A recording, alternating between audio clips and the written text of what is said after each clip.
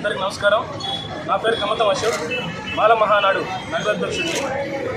ఈరోజు 2012 నుంచి దాదాపు 12-13 సంవత్సరాల నుంచి వైఎస్ఆర్ కాంగ్రెస్ పార్టీ కోసం విద్యార్థి నాయకుడిగా, యువ నాయకుడిగా కష్టపడి పనిచేశాను.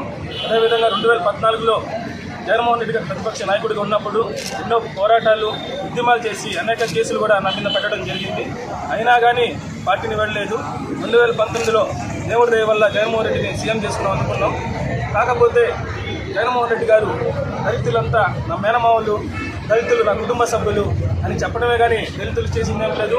కాపు, రెడ్డి, కమ్మ కార్పొరేషన్ ఎన్నో వేల కోట్లను నిధులను మంజూరు చేశారు. ఒక దళిత సంఘాన్ని మాత్రం, ఎస్సీ కార్పొరేషన్ మాత్రం ఒక్క రూపాయి కూడా ఇప్పుడు విడుదల చేయలేదు. అందువల్ల ఒక కుల సంఘ నాయకుడిగా, ఒక ఎస్సీ నాయకుడిగా నేను ఆ పార్టీకి రాజీనామా చేసి తెలుగుదేశం పార్టీలో చేరడం జరిగింది.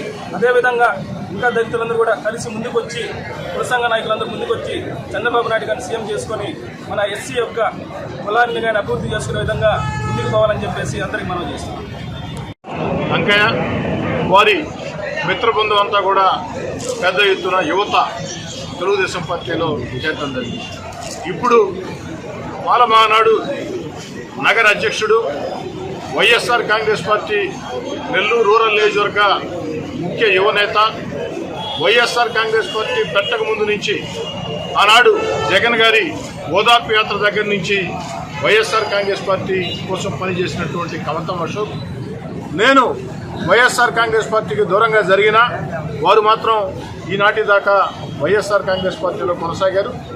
ఎన్నికలు వచ్చే వేళ, ఈరోజో రేపో ఎల్లుండో ఏ రోజైనా సరే నోటిఫికేషన్ వచ్చే వేళ, వచ్చే నెలలో ఎన్నికలు జరగబోతున్న వేళ, ఈరోజు కమతం అశోక్ వారి మిత్ర బృందం యువత అంతా కూడా ఒక మంచి ఆలోచన చేసి వచ్చే ఎన్నికల్లో నెల్లూరు రూరల్ నియోజకవర్గంలో నాకు అండగా నిలవాలా, అదేవిధంగా తెలుగుదేశం పార్టీ, జనసేన విజయం కోసం పనిచేయాలని మంచి మనసు చేసుకొని వందలాది మంది యువ కార్యకర్తలతో ఒక ఆహ్లాదకర వాతావరణంలో, ఒక ఉత్సాహకర వాతావరణంలో కమతం అశోక్ తెలుగుదేశం పార్టీలో చేరడం జరిగింది.